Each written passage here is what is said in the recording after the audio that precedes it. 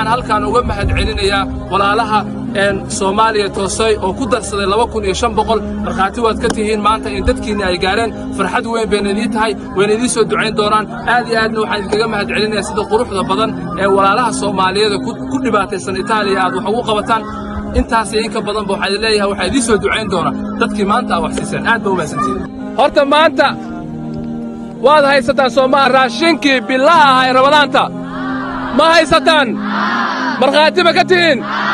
ilaahay ma idinku ogyahay qoys in halka lagu bixiyo markhaati ma ka tihiin waxaan rabaa Soomaali oo dhan inay u ducaysaan inuu ilaahay isku keenay inay u ducaysaan inuu ilaahay miday inay u ducaysaan meesha ay wax ka soo saareen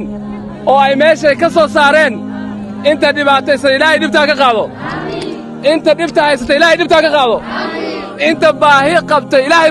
baahi tiro dadka walaalaha ee soo dhibtay lacagtan